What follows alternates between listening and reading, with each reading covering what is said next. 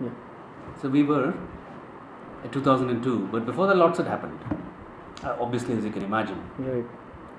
different states of India, with different experiences, but the same. Make a name, destroy it. Make a name, destroy it. This happened in Madhya Pradesh, this happened in Maharashtra, this happened very briefly in Tamil Nadu. Of course, it happened in Andhra Pradesh. It happened many states in India have done this. Okay. So, but that was like 15 years back from now. From 84 to 2002. Yeah.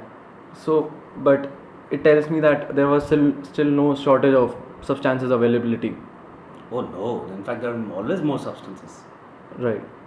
Right now, we have close to 300 substances available on Earth, Okay. which is the maximum at any point so far, and I'm sure it will become 400 and 500. In the future, yeah, as we go along. It was 256 last year. Okay.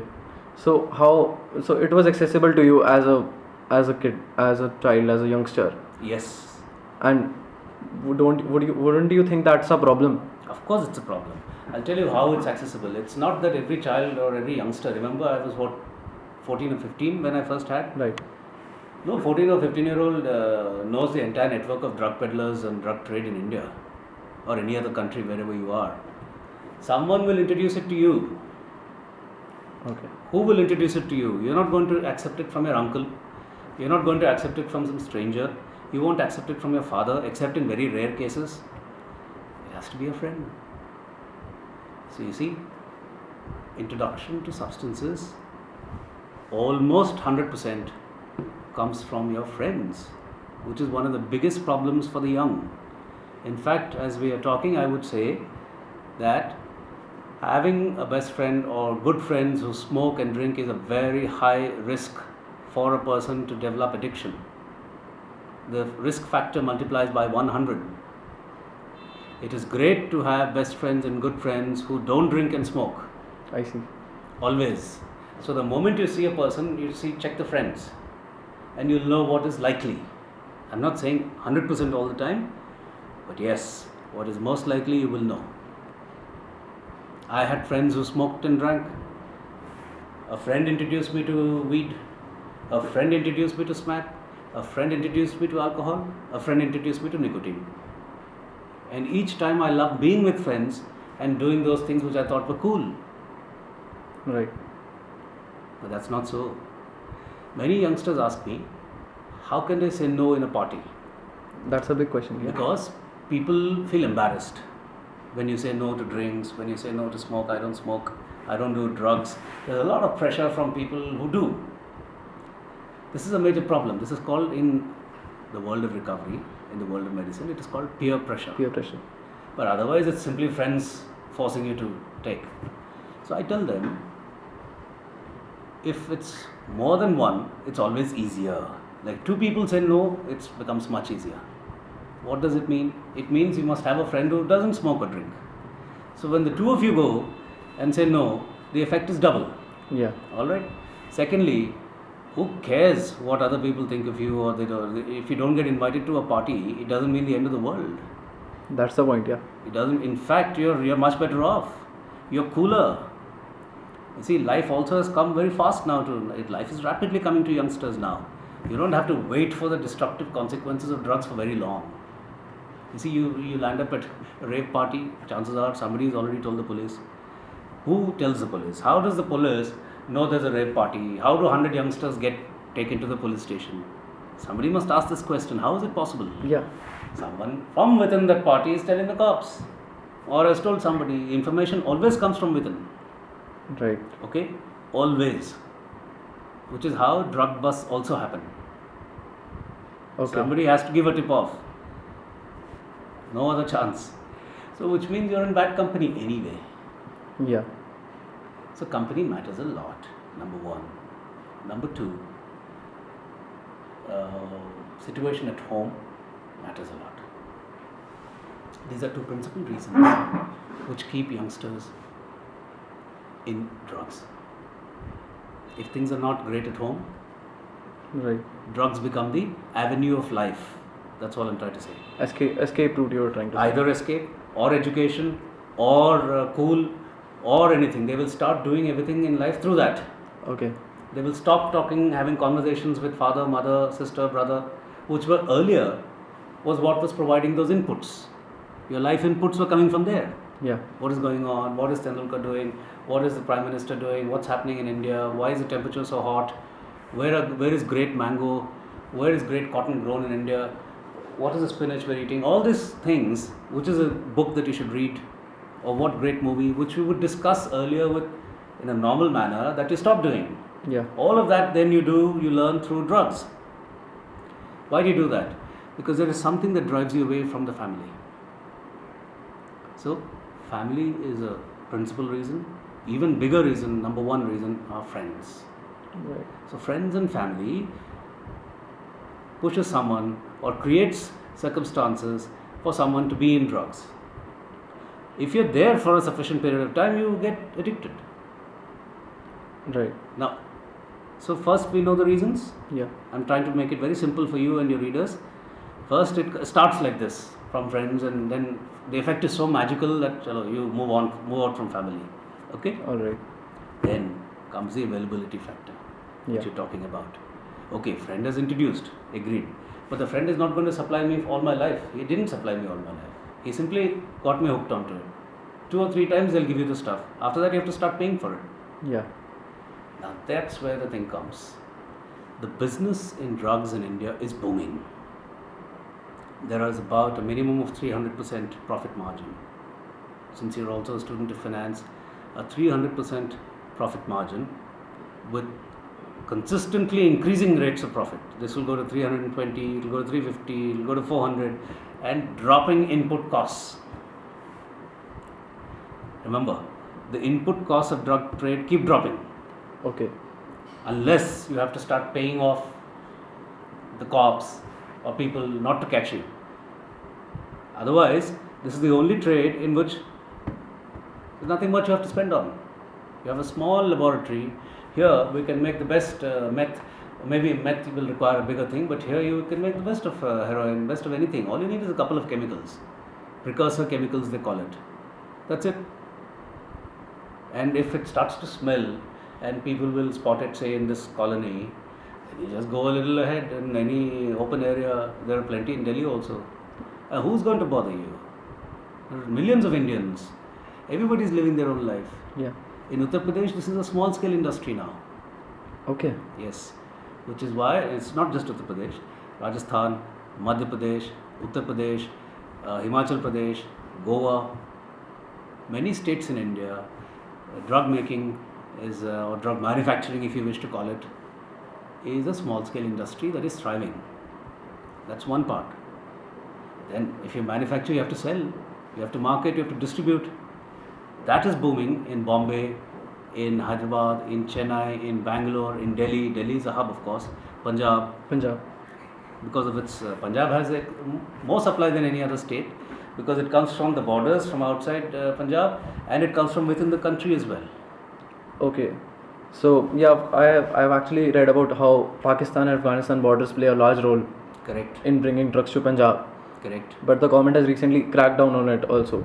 But the whole thing is that demand is not reducing. It will never. Not the way we deal with it. Okay.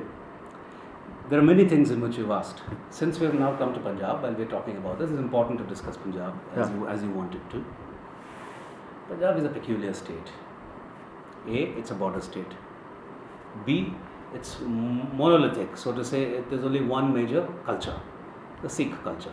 There's no mixed population like in many other states of India. Okay. So whatever one thing happens in that culture or race or community, it spreads faster. Okay, Yeah. there's no chance of any other influence coming in. Say, if you go to Bombay or Delhi, there are 10,000 influences. Right. That is absent in the whole of Punjab. Number one. Number two, as I said, it has the border, which makes it attractive and a problem. Attractive because people in Punjab can easily hop outside India, which someone from MP cannot. Yeah. Okay, so a person from MP will think 1,000 times. Degree of difficulty is more, forget it. But someone in Punjab, it's just like I'm stepping into a block market. Yeah. You just step across and buy your stuff and come back. Or the same chap is coming here, your stuff is coming here. No issues.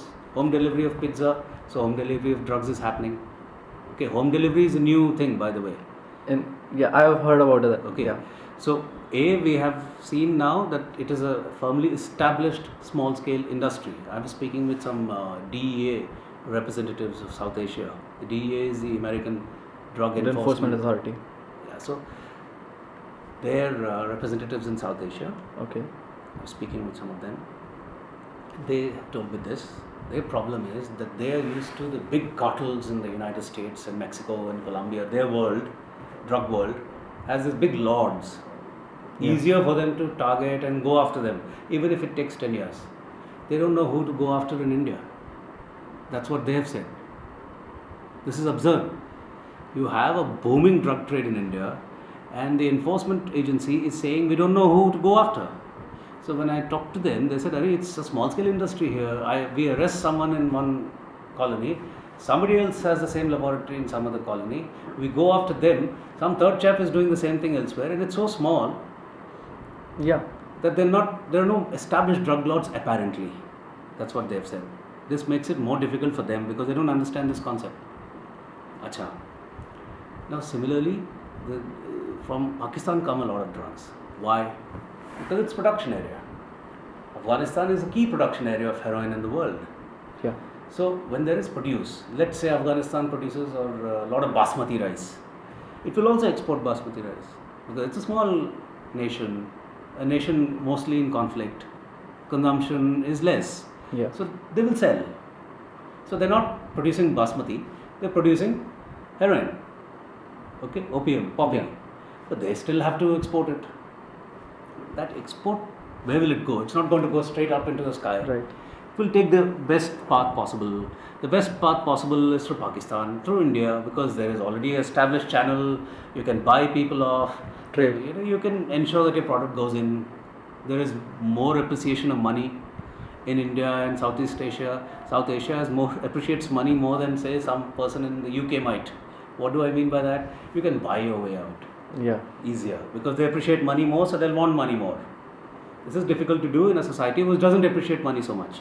They don't care for it, so you can't buy your way out. Okay, that brings in the drugs into Punjab. All right, even Mexico sends the drugs to US in plenty. Right. Okay, what does it create? If you're going out today, Mayank, let me ask you a simple question. What is the product you see most? Eatable product, let's say. You go to the market. I see chips. Correct. Perfect. Well said. You see wafers, you see chips. Everywhere you see chips. What is chips? Just potato and oil. Yeah. So we are a nation that's hogging potato and oil. Okay? Now you say no to chips once. You say no to chips twice. The whole market you're saying no to chips. But by the time you've gone around the market, you're feeling hungry. Your resistance breaks down. You're looking for good healthy food, but it's not available. Okay, nothing much will happen. I'll pick up a chips packet. That's how it starts. The chips are highly addictive, by the way. Wafers are highly addictive, which is why one of the advertisements is right. No one can eat just one.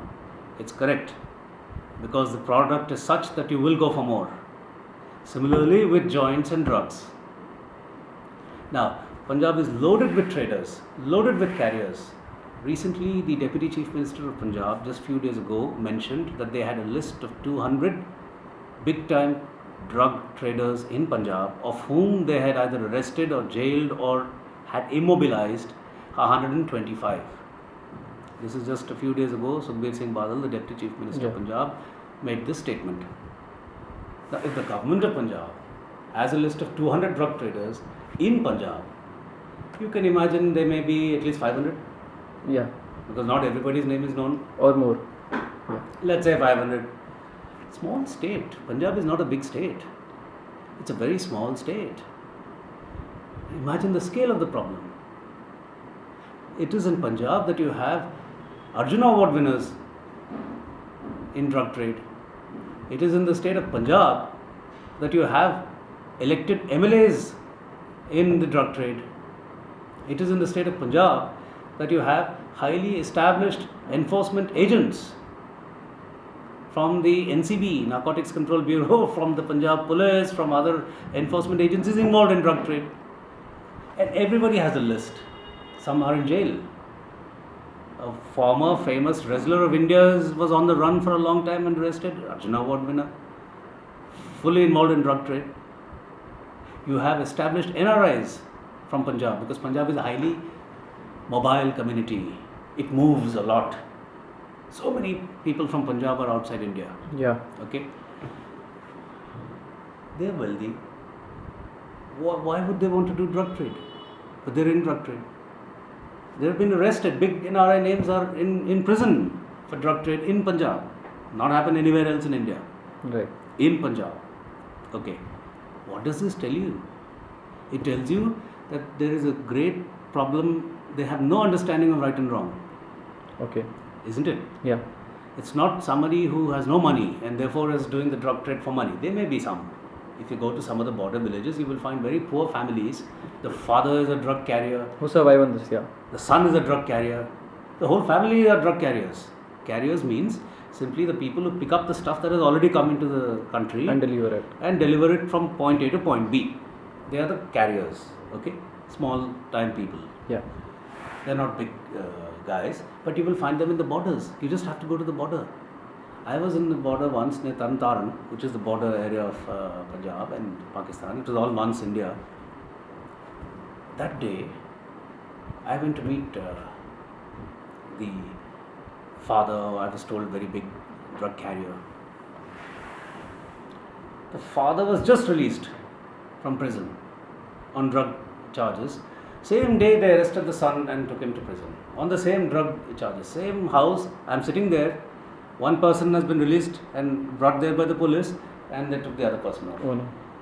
This happens apparently pretty regularly. What does that tell us? That people are not saying no enough. People are not fighting this enough in Punjab. It's a village. In a small village, somebody doing the wrong thing, everybody will know. Yeah. Okay, it's not some state secret. And you can lose your reputation, your dignity, people will ostracize you. All these things happen in the village. But Yeah. here there's no problem. 1/3 or more of the village is involved in drug trade. The rest of the 2/3 is consuming. Consuming. Yeah. It's a happy thing. This is strange in Punjab. This you will not see elsewhere. There are reasons for this. In my when I have studied it so much, I figured out there are some reasons. One of the reasons is that Punjab has a tendency to overdo things. It will overuse water. It will have far too many tractors than necessary in Punjab. They don't need so many tractors. They can easily give away 1/3 of the tractors and still do proper agriculture. The number of hand pumps and the number of water wastage in Punjab is the highest probably of any state of that size in India. They don't need so much of water. You go there, it's just running and water is just flowing because they have abundance. They have money. They're really hard working. So once they've earned the money, now nobody works. Yeah. You go to Punjab, you will never see a family from Punjab actually working in the field anymore. For the last 20 years, they simply employ people from Bihar and UP to work in the fields. So these people who are actually working are sitting and happily doing their alcohol and doing their drugs. Somebody wants whiskey, is doing whiskey. Somebody wants other drugs, they're doing drugs. They're no longer in the fields. All these factors have contributed to Punjab becoming a state on the verge of ruin. Economically as well, by the way. Nobody talks about it, but you remember what happened to Greece? Yeah. You're a finance student. Exactly. Greece went bust. It's sunken. Yeah. Punjab is the Greece of India. It is soon becoming. It is on paper already. Okay. If you see the debt position, if you see the revenue position, it's already sinking. It has actually stopped growing a long back. That is a tragedy, right? Yeah. Because A, it's a border state, B, it has been a golden state for us. Huge golden revolution, green revolution area. All that's gone. Yeah. Ask me.